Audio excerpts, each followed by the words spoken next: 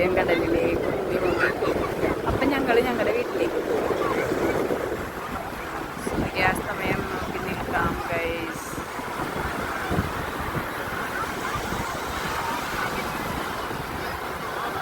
കടപ്പുറത്ത് നിറയും ആൾക്കാരാണ് കേട്ടോ. അതുണ്ടാ ഇഷ്ടംമാതിരി ആൾക്കാരെന്ന് പറഞ്ഞാൽ ഞായറാഴ്ച ആയാലും ഒരുപാട് ആൾക്കാരുണ്ട് കേട്ടോ. എക്സാമൊക്കെ ആണെങ്കിലും പിള്ളേരെയും കൊണ്ടും അല്ലാത്ത ആൾക്കാരും എല്ലാവരും ഒരുപാട് ആൾക്കാർ അങ്ങ് ദൂരെ കണ്ടു ഉണ്ട്. ഒരുപാട് ആൾക്കാരുണ്ട് കേട്ടോ.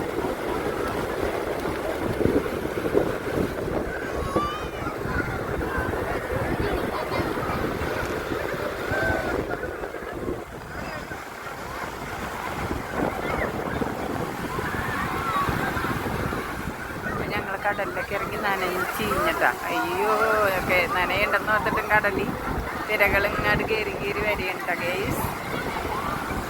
കണ്ട എന്നതൊക്കെ നല്ല വലിയ തിരകളാണ്. പിള്ളേരൊക്കെ തട്ടാസിക്കുന്നുണ്ട.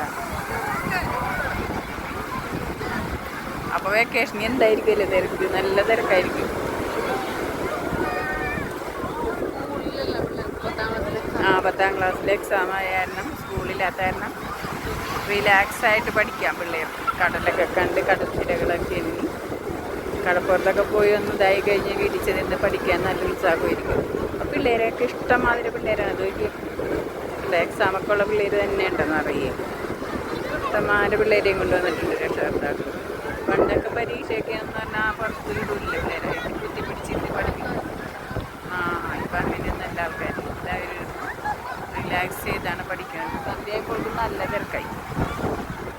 ശരിക്കും പറഞ്ഞാൽ സൂര്യാസ്തമയം കാണാനായിട്ടുള്ള തിരക്കാണ് കേട്ടോ.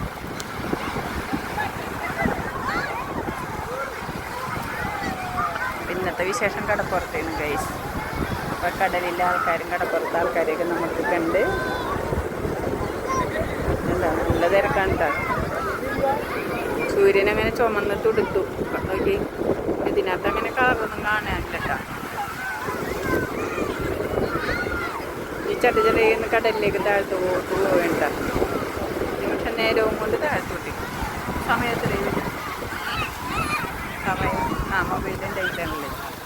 അപ്പോൾ ഈ വീഡിയോ കടലിലേക്ക് സൂര്യൻ താഴ്ന്നു കഴിഞ്ഞാൽ ഞങ്ങൾ ടാറ്റ പറയുന്നതാണ് ഗൈസ്.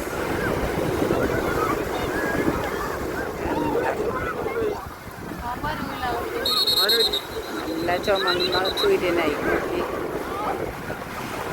അത് തന്നെ താഴത്തേക്കും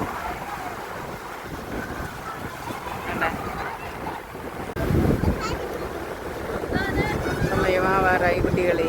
കടലിലേക്ക് സൂര്യൻ താഴ്ന്നു തുടങ്ങി. ചെറായി കടൽ ബീച്ചുണ്ട്. ചെറായി ബീച്ചിലുണ്ട് ഞങ്ങൾ.